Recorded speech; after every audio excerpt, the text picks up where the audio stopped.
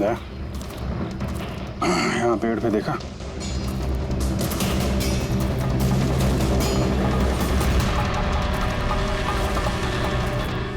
छोटा सा कैमरा। मतलब हम लोग सही जगह पे आ गए हैं। यही वो जगह है जहाँ पे वो फिल्म बनाई जा रही है। कैमरा ऊपर भी है, उस तरफ बैंड है।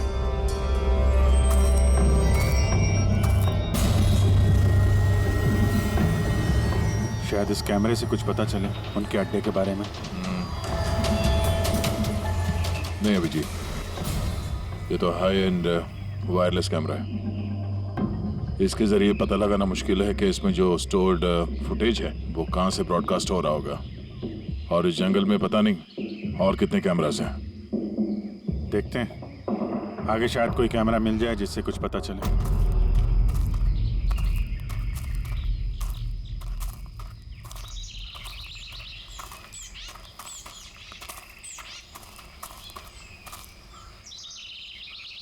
सर, सही निशान देखिए। मुझे लगता है हमसे पहले यहाँ कोई आया है।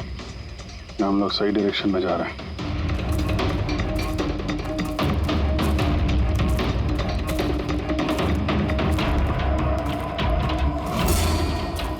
सर ये निशान यहीं तक है सर, इसका मतलब उनका अड्डा यहीं कहीं है।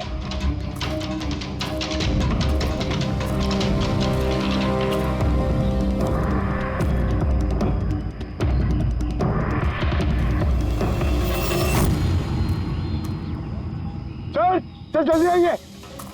एक मिनट, चल। एक सेकंड, घबरा मत। हम लोग सीआईडी से हैं। उठो उठो उठो। सर आप लोग सीआईडी से, मुझे बचा लीजिए सर।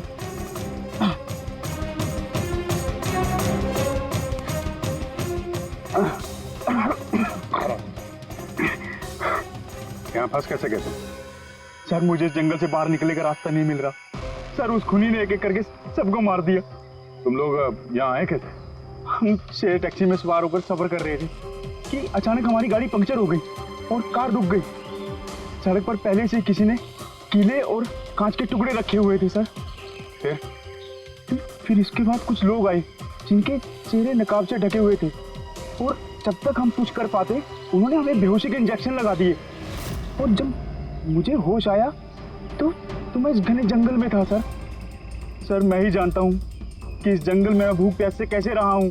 कभी लकड़ी खाई तो कभी पेड़ के पत्ते, और जब भी किसी के चिल्लाने की आवाज़ आती तो समझ जाता किसी की जान चली गई। यहाँ जगह जगह कैमरे लगे हुए हैं। तुम्हारी किस्मत अच्छी थी कि तुम उनके पकड़ में नहीं आए। सर पकड़ इसलिए नहीं पाए क्योंकि उन्होंने एक कैमरा मेरे कमीज के बटन में लगाया हुआ था, और वो बटन मैंने तोड़कर फेंक दिया। शायद इसी वजह से वो मुझे ढूंढ नहीं पाए। तुम्हें अंदाजा है कि बाकी के लोगों में कितने लोग जिंदा हैं अभी तक? मालूम नहीं सर, पर कल रात जब मैं पेड़ पर बैठा हुआ था मुझे किसी के चीखने की आवाज़ आई थी। न जाने वो उनको घायल कर रहे हैं या फिर जान से मार रहे हैं सर।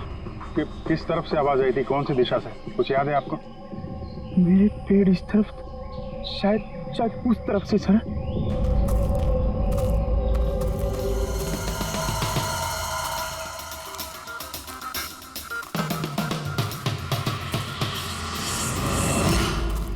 सर खून।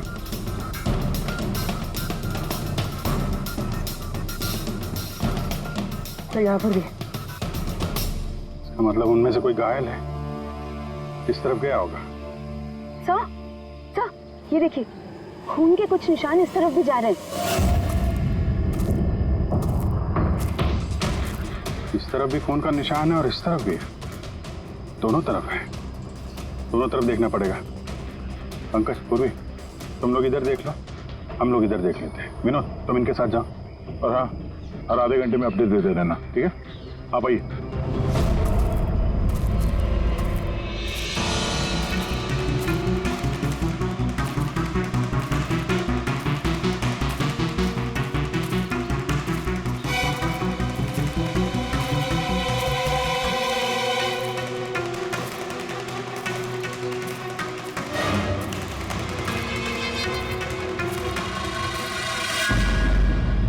एक मिनट, वो क्या है?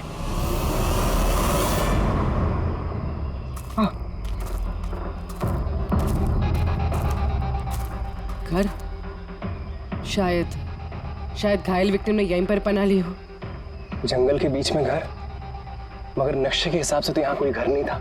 हो सकता है ऐसे फिल्म बनाने वालों को ऐसे लोकेशंस की जरूरत पड़ती है ताकि उन्हें कोई ट्रैक ना कर सके। हो सकता है उस घर में जो घायल आदमी है वही मुजरिम हो सकता है पंकज, और ये भी हो सकता है कि आगे और भी कैमरास लगे हों। होशियार रहना।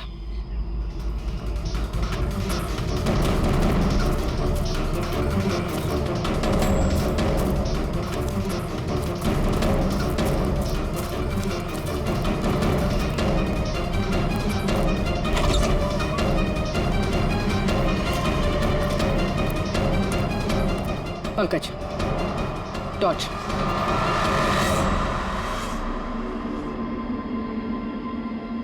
ये घर तो एकदम हिंदी फिल्मों की डरावनी पिक्चरों जैसा। ये देखो, उस घायल विक्टिम को यहीं पर लाया गया है। वो आवाज सुनी? अंदर से आ रही है।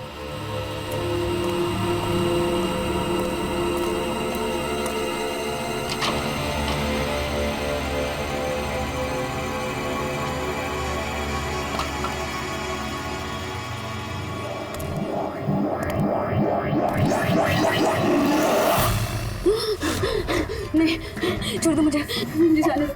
बाहर आओ। मेरे पास मत आना, मैंने कुछ नहीं किया। देखो, हम लोग सीआईडी से, घबराओ मत। आओ, कुछ नहीं होगा तुम्हें। आजा आजा।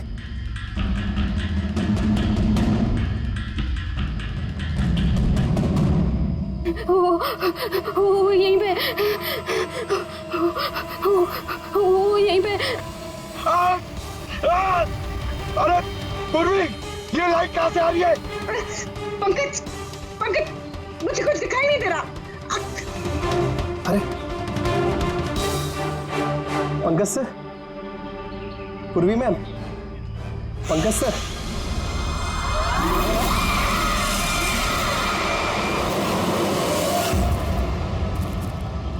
सर, खून के निशान तो यहाँ के खत्म हो गए।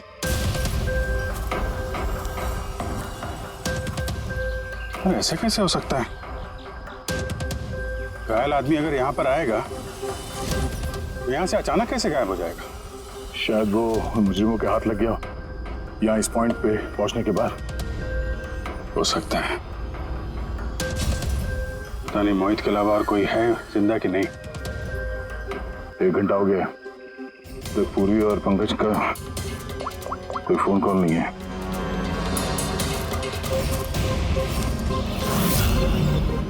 पूरी फोन उठा नहीं रही है। पंकज, देखता हूँ।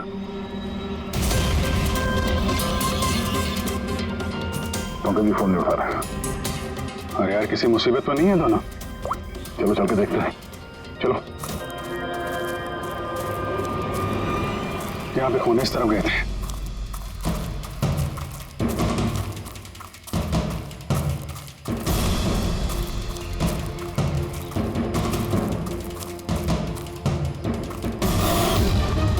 घर के अंदर शायद कोई हो। मैं अंदर जाके देखता हूँ। ठीक है, तब तक मैं यहाँ बाहर देखता हूँ।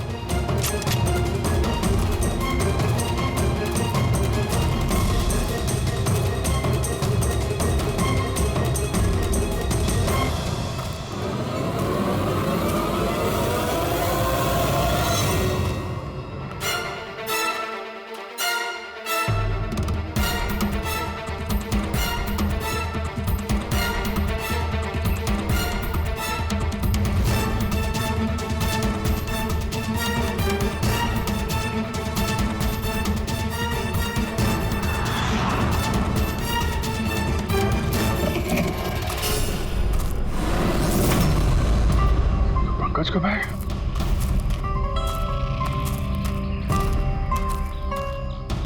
पंकज,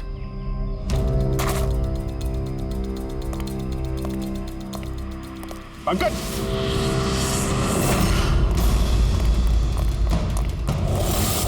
पंकज, पंकज, पंकज, कैसे? उठो, उठो, सर, उठो। क्या हुआ? हाँ?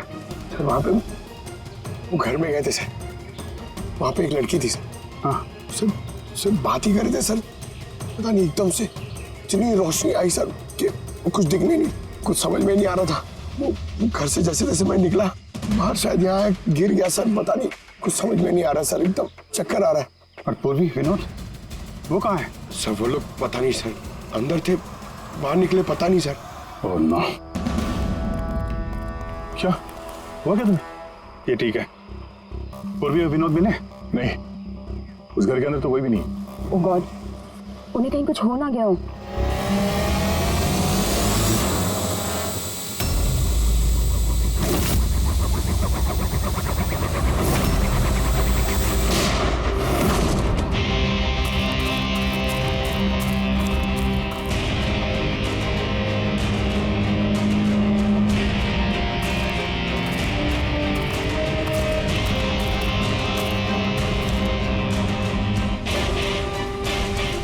ये सब तो बड़ा मुश्किल होता जा रहा है। हमें वापस जाना होगा। चलो। क्या मतलब? देखो दया, हमें ये नहीं मालूम है कि अपराधियों की तादाद कितनी है, कितने कैमरे लगा रखे हैं यहाँ पे, कितने हथियार हैं उनके पास, ऊपर से हम पे हर वक्त नजर रखे हुए हैं। अभी फिलहाल हम उनसे मुकाबला करने की तैयारी में नहीं है। और पूर्वी, उसे यहाँ पे अकेला छोड़ के चले जाएंगे? यार दया देखो, पूर्वी उनके चंगुल में फंस चुकी है। हम उसको बचाने जाएंगे तो हम भी नहीं बच पाएंगे। अभिजीत, क्या हो क्या गया तुम्हें? कुछ याद है सीआईडी में हमें पहले क्या सिखाया था? यही कि सबसे पहले अपने साथी को पीछे मत छोड़ना, चाहे वो जिंदा हो या मर चुका हो। अरे यार, हर लड़ाई रूल बुक के हिसाब से नहीं लड़ी जा सकती। हमें यह भी सिखाया गया था कि प्रेजेंस ऑफ माइंड का इस्तेमाल करना, अलग अलग परिस्थितियों में। आई एम सॉरी, तुम्हारे इस थॉट से मैं एग्री नहीं करता। आई एम सॉरी, तुम्हें जाना है तुम जा सकते हो, बिना पूर्वी के मैं यहाँ इस जंगल से बाहर नहीं जाने वाला। जिद मत करो दया, हमें यह भी नहीं मालूम है कि पूर्वी जिंदा है कि नहीं। अभिजीत, वो एक सीआईडी ऑफिसर है, इतनी आसानी से हार मानने वाली नहीं है। वो बेचारी अकेली लड़ रही होगी उन मुजरिमों से, और अब जब उसे सबसे ज्यादा जरूरत है हमारी, हम पीठ दिखा के भागेंगे यार। ज्यादा जरूरी यह है कि जो लोग उस गिरोह के कैद में नहीं आए हैं उनको बचाया जाए। और तुम्हें पूर्वी की इतनी परवाह है, तुम जिद मत करो, मेरे साथ चलो, हम लोग अच्छी प्लानिंग बना के वापस आएंगे। चलो। इसे हो क्या गया? सर अभी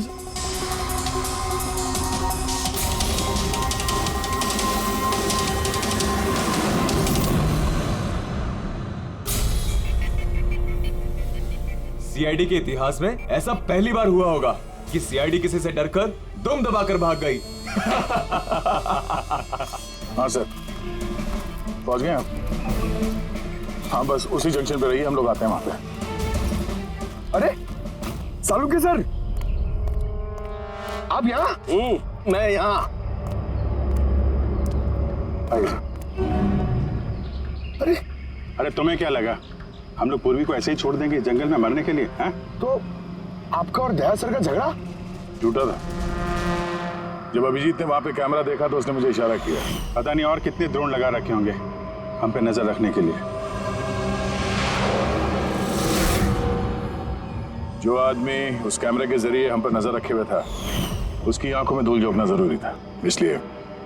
अब वो लोग ये सोच के बैठे होंगे कि हम लोग जंगल से निकल गए, थोड़े रिलैक्स भी हो जाएंगे। यही मौका है हम पे हमला करने का। अभिजीत, ये लो, ये तुमने मंगाया था। ये क्या डिवाइस है सर?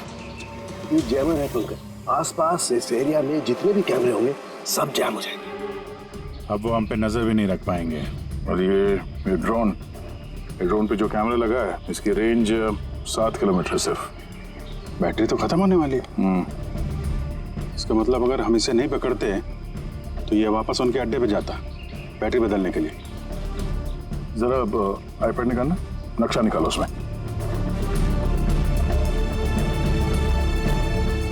ये वो जगह है जहाँ पे हमें ये ड्रोन मिला था। और इसके पास ही वो बंगलो है, लगता है यही होगा मुजरिम का ठिकाना। तो चलते हैं, चल के आजाद कराते हैं पूर्वी और बाकी जो जिंदा बचे हुए लोग हैं उनको। चलो। नहीं सर, आप मेघना और मोहित आप लोग यहीं पे रुकिए, हम लोग देखते हैं।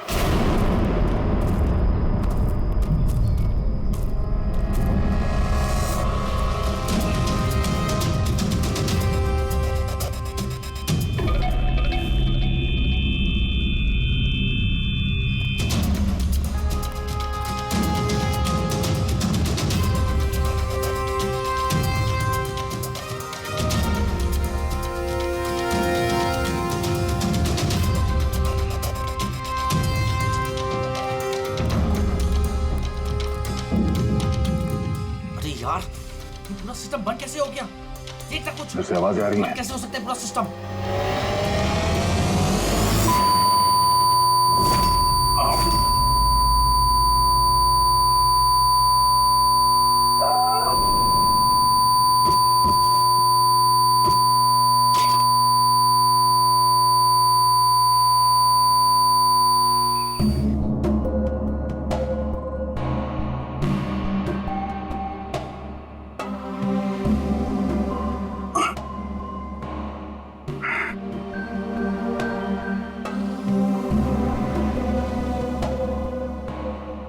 पंकज,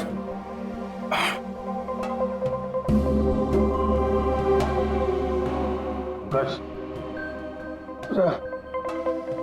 हमारे स्वागत की पूरी तैयारी कर रखी थी इन लोगों ने।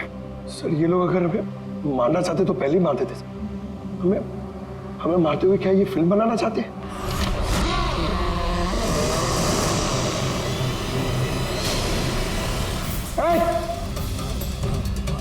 सच जाओ,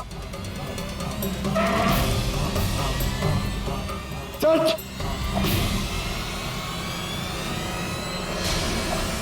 मैं हूं पंकज। पूर्वी,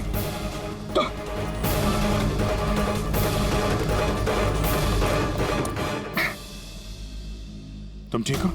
हाँ सर। वो लोग किधर हैं? सर उस तरफ।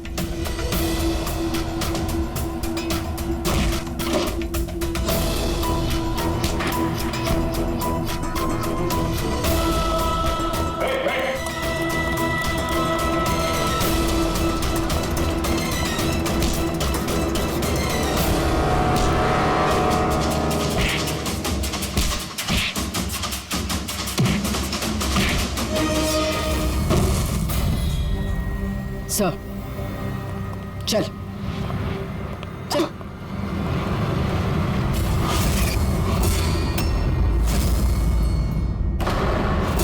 मेघना, तुम? वाह, हमें तो लग रहा था कि हम मुजरिमों की आंखों में धूल झोंक रहे हैं। अब किसे पता था कि हम मुजरिम को अपने साथ ही लेके घूम रहे हैं। आप लोग यहाँ कैसे? किसने छुड़ाया आप लोगों को? सीआईडी को कैद करना इतना आसान नहीं। मौका देखते ही मैंने वो खिड़की तोड़ी और वहां से बाहर निकल गई।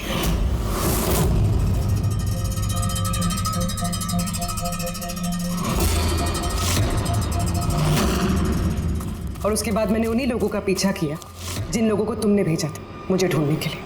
और फिर मैंने उस नकाबपोश आदमी को देखा और उसका भी पीछा किया।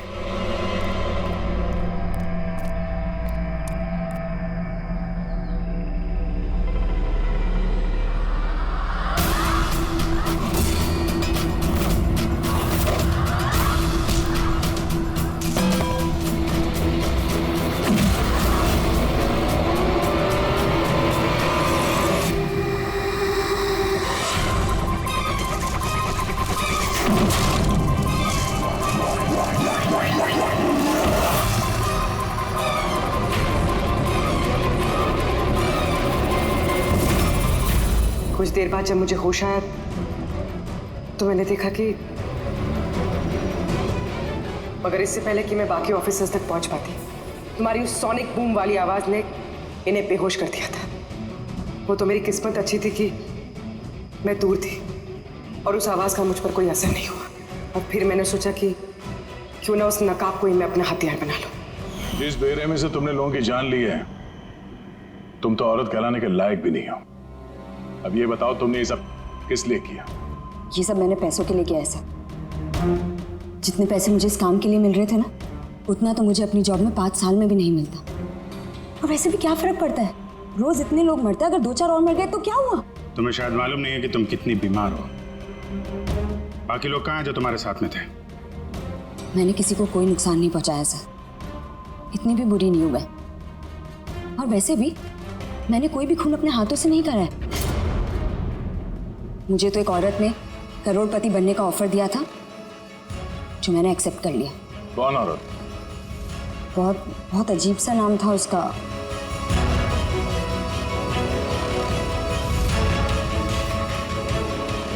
रूट। रूट?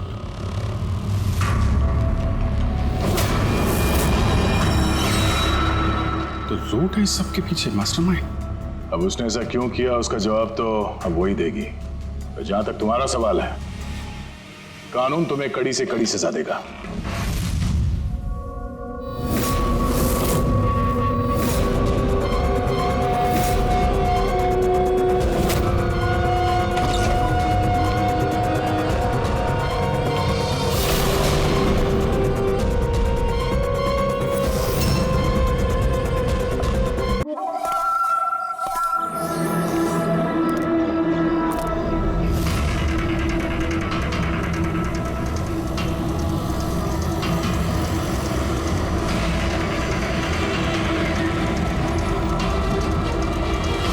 ए भाई, गाड़ी आगे ले।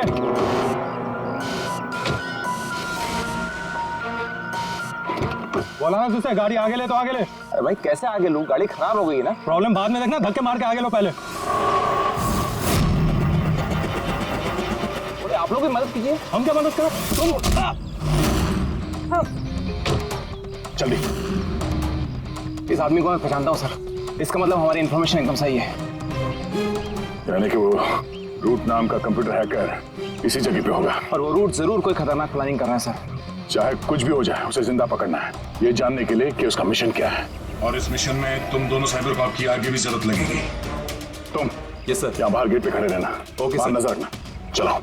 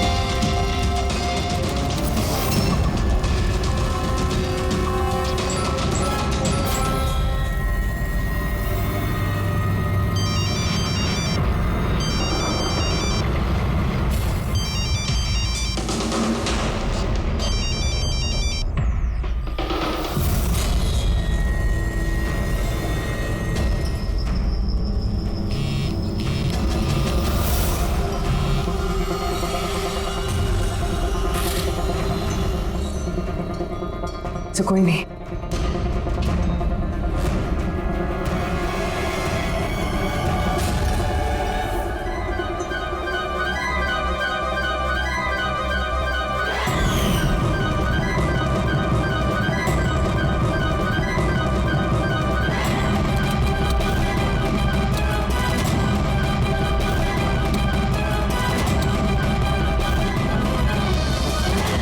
आप रेडी?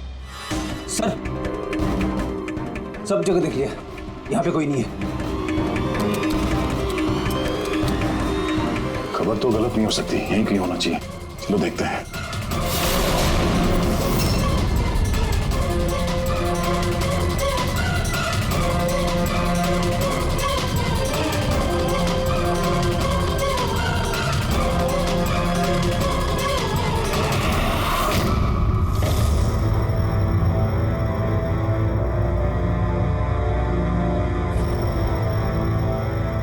तो कोई नहीं।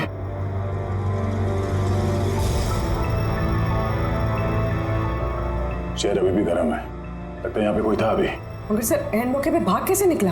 सर हम लोग तो चारों तरफ से बंगले के अंदर घुसे, किसी को बाहर भागते हुए नहीं देखा है। सर, हाँ सर ये मॉनिटर देखिए, ये तो घर के आसपास की फुटेज चल रही। कहीं हमें देख के भाग तो नहीं गया? हो सकता है, वो ज्यादा दूर नहीं गया होगा। जरा इस जगह को अच्छी तरह से चेक करो। और पूर्वी, इस कंप्यूटर को चेक करो, देखो क्या मिलता है। तब तक मैं गेट पे जाके देखता हूँ।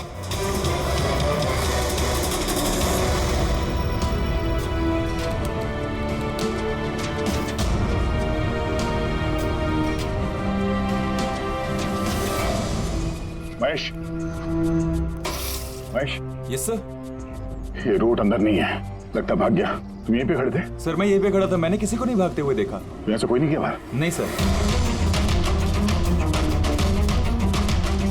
मेन गेट से तो कोई बाहर गया नहीं, पता नहीं ये रूट कहाँ से चला गया। सर बाहर पीछे की तरफ एक गेट है, शायद वहीं से भागे होगा। सर वो कंप्यूटर पासवर्ड प्रोटेक्टेड है, ब्यूरो ले जाना पड़ेगा। सर ये रूट जरूर अपने उसी खतरनाक मिशन को पूरा करने में लगा होगा। ये रूट को किसी भी हाल में जल्द से जल्द ढूंढना होगा। एक मिनट, पूरे घर में कहीं भी ये कारपेट नहीं है, और यहाँ पे कारपेट रखा हुआ है, उसके ऊपर ये स्टूल। जरा हटाओ इसे। सर यहाँ पे खुफिया दरवाजा। बड़ी, तुम यही रहो इनके साथ, हम लोग अंदर देखते हैं।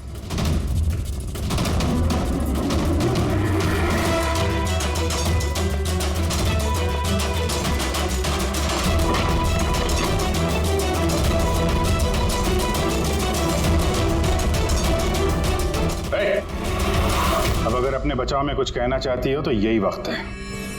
मुझे कुछ नहीं कहना, जो भी कहना मेरा वकील कहेगा। सर हमने इस रूट का कंप्यूटर सिस्टम एक्सेस कर लिया है और इंक्रिप्शन में भी सफल हो गए। कुछ पता चला? हाँ सर इसने पिछले कुछ दिनों में इंटरनेट पे भयानक वीडियोस पोस्ट किए। डार्क वेब पर sir. Actually dark web internet की एक ऐसी काली जगह होती है सर, जहाँ पर हर मुजरिम अपने गैरकानूनी कामों को एक टेक्नोलॉजी की मदद से अंजाम देता है, जैसे हथियारों की तस्करी हो, किडनी की चोरी, या फिर किसी को मारने की सुपारी। सर ऐसा कोई भी काम नहीं है जो इस साइट पर नहीं होता है। समझ में ये बात नहीं आती, जब सब कुछ इतने खुले में होता है, सबको पता है, तो इसे रोकने के लिए हम कुछ करते क्यों नहीं? सर ये इतना आसान नहीं है। एक्चुअली इस साइट पर जाने के लिए आपको एक कंप्यूटर सॉफ्टवेयर की जरूरत होती है, जो चुनिंदा हाई प्रोफाइल मुजरिमों के पास ही होता है। जैसे कि ये रूट। Yes sir. और सर जैसे कि हमें पता है कि इस डार्क वेब पे आईपी एड्रेस और यूजर आईडी ये दोनों गुप्त रहते हैं। जरा दिखा कौन सा वीडियो डालें इस रूट ने।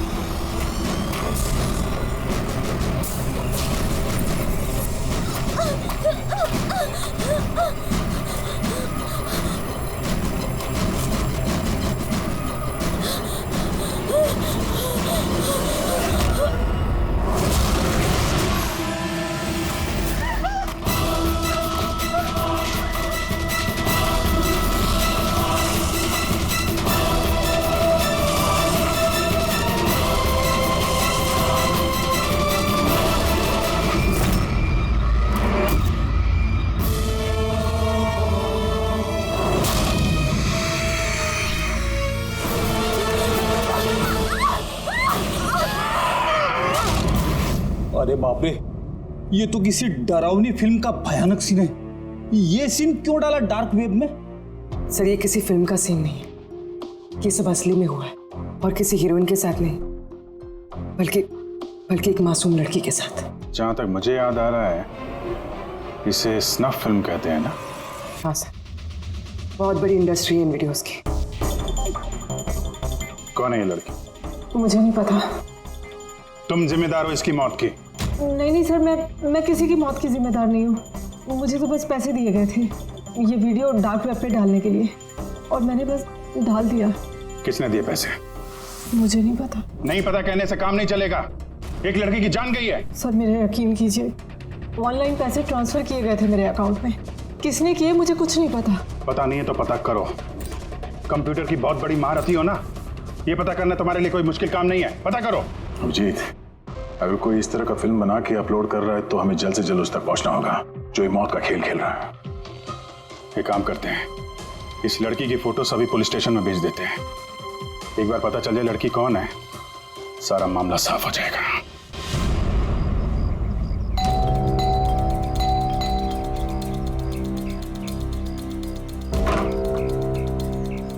जी कहिए, किससे मिलना है? ये रिया का घर है ना? हाँ, मैं उसका पापा। आइए।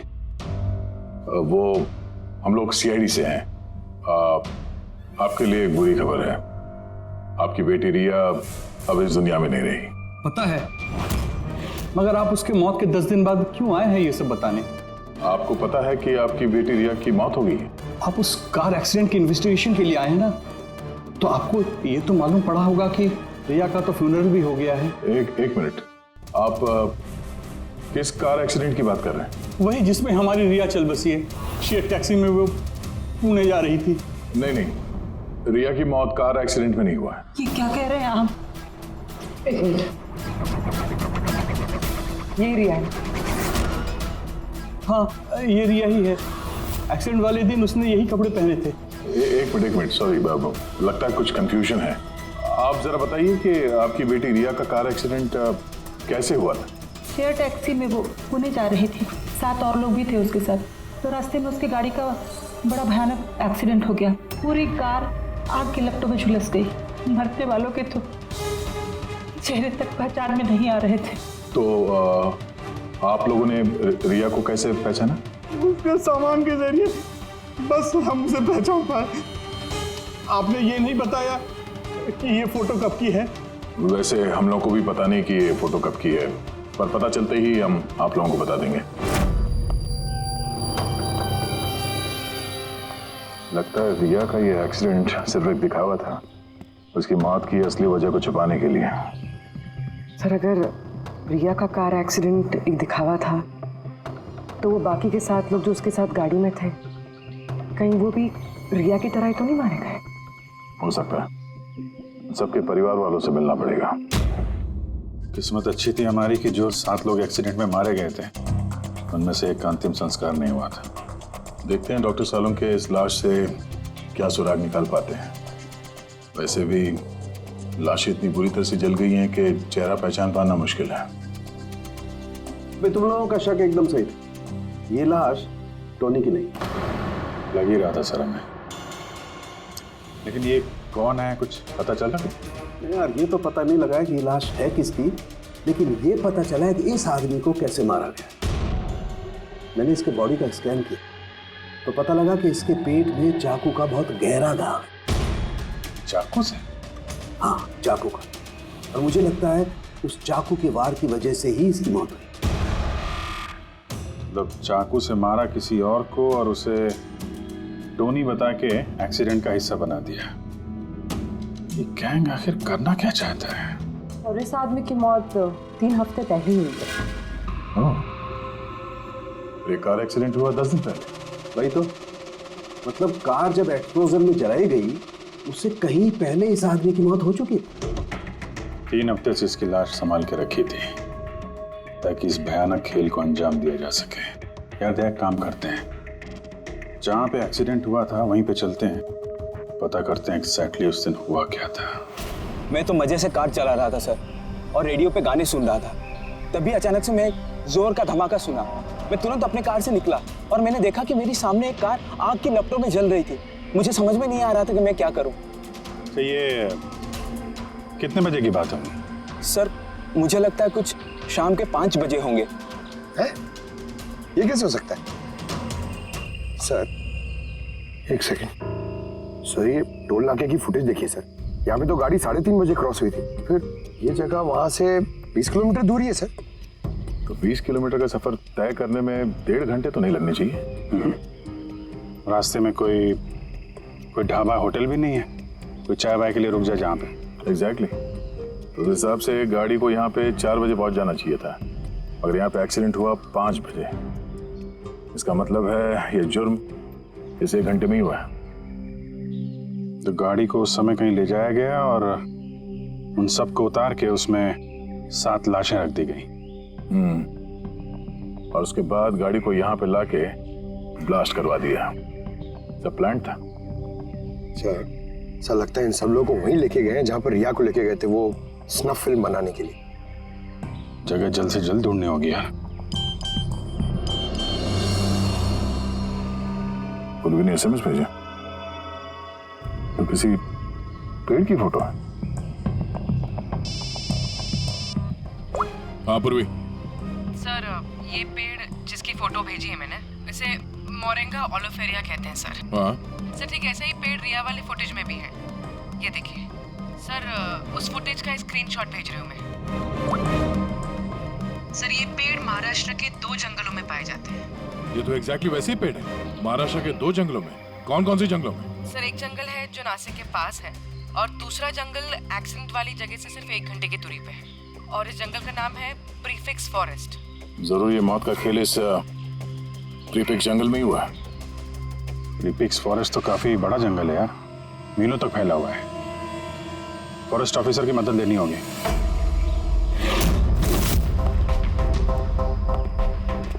इस जंगल में ये सब हो रहा है, यकीन नहीं होता। क्या आपकी इंफॉर्मेशन पक्की है ऑफिसर? पक्की नहीं होती तो यहाँ तक आते नहीं हम लोग।